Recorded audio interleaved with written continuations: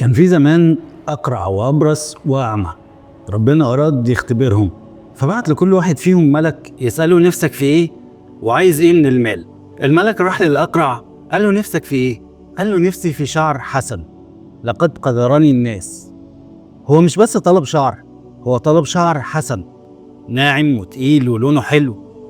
في أمور الدنيا احنا ما بنهرجش، لازم كل حاجة تبقى على أتم وجه وبأفضل شكل. لقد قدرني الناس. المشكلة الكبيرة والوهم اللي عايش في دماغنا كلنا نظرة الناس وحب الناس وكلام الناس. نص فشل الإنسان ومخاوفه في حياته بيكون بسبب كلام الناس ولرغبته في إرضاء الناس. قال له لقد قدرني الناس، عايز الناس تعجب بيا وتتقبلني، عايز اندمج وسط الناس.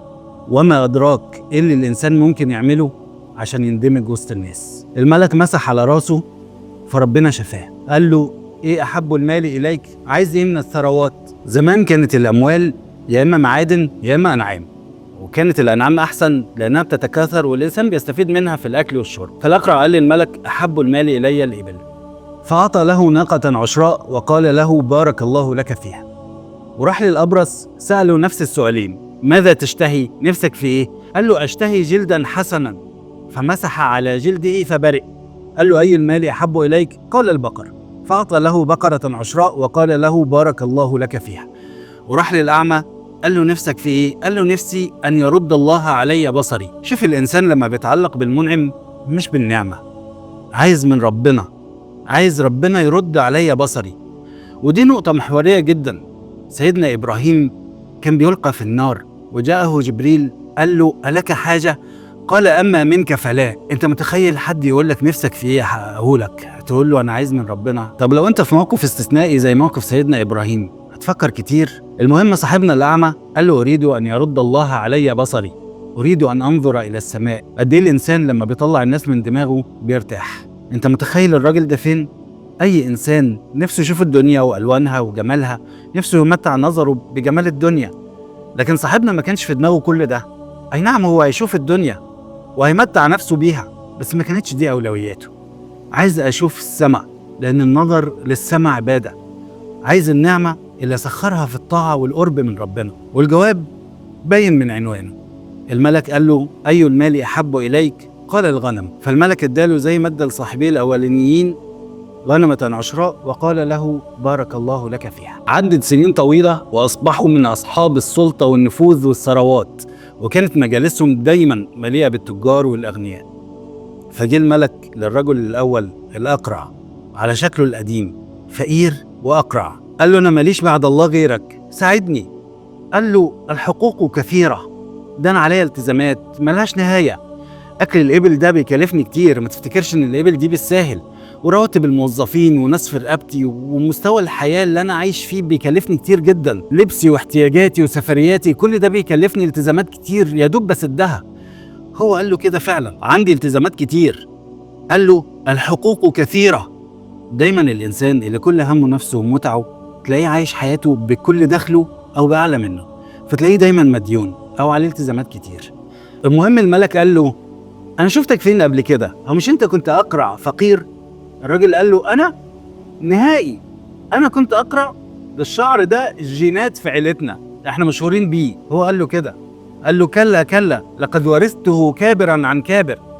انت اكيد غلطان، مين ده اللي جاي قدام الناس يقول لي الكلام ده ويفضحني قدامهم؟ اكتر حاجة يكرهها الانسان اللي قلبه متعلق بالدنيا والشهوة انك تفكروا ان المتعة دي في يوم من الايام ما كانتش موجودة، وانها ممكن ما تبقاش موجودة تاني. الانسان لما بيخف بينسى تماما ايه كان احساسه لما كان عيان، بينسى نهائي انه عدى عليه ايام كان من اللي بيتعالى عليهم النهارده. والانغماس في متع الدنيا بيعود القلب على انكار النعم.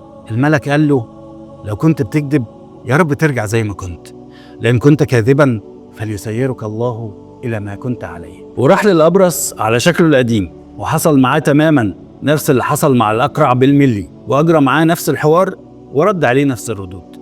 وبعدين راح للاعمى على شكله القديم، فقير واعمى، قال له ماليش بعد الله غيرك، ساعدني. الاعمى قال له قدامك كل المال، خذ ما شئت ودع ما شئت، خذ اللي انت عايزه وسيب اللي انت عايزه. وهنا بتيجي العظمة. قال له انا كنت في يوم من الايام اعمى زيك وافقر منك، وربنا رد عليا بصري وأعطاني من فضله الواسع. هنا الدرس اللي بيديه الأعمى للسائل: عايز الأسباب خدها، ولكن خلي قلبك دايما معلق بمسبب الأسباب. المال أمره بسيط، وإن ربنا لما بيريد بيفرجها من الوسع. الأعمى بيدينا درس في انتهاز كل فرصة عشان تفكر الناس بالله وتقوي إيمانهم بيه حتى وهم مشغولين بالأسباب. لما بتحب حد بتحب تتكلم عنه وعن صفاته حتى لو هيطلع شكلك انت وحش. فضح نفسه قدام الحضور وما هموش، قال أنا كنت أعمى وفقير ودي نعم الله عليا، ده غير حياتي بعطاياه، أنا ولا حاجة من غير فضل الله عليا.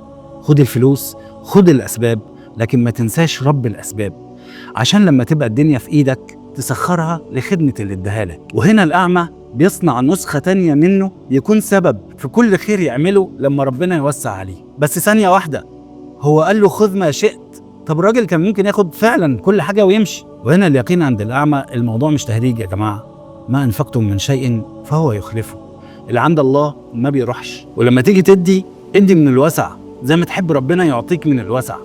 مفيش حد أكرم من ربنا على خلقه. الأعمى بيعطي درس أسطوري في اليقين والتعامل مع الله واستغلال أي فرصة عشان يقرب الناس من ربنا. وهنا كان رد الملك على الأعمى: أمسك عليك مالك بارك الله لك فيه. أول حاجة عايزك تاخد بالك منها إن ربنا لما حب يختبرهم اداهم مش حرمهم، بعت لهم ملك يحقق لهم كل اللي بيتمنوه. فاللي ممكن تشوفه نعمة ممكن يكون في الحقيقة اختبار وابتلاء. ساعات كتير بيبقى المنع والحرمان هو قمة العافية. تاني حاجة، لو عايز تعرف انت قريب من ربنا ولا لا، شوف نفسك فين من الصدقة. الصدقة هي المقياس، الصدقة اختبار، وفي الحديث الصدقة برهان. الصدقة إجابة السؤال انت مصدق ان في آخرة ولا لا.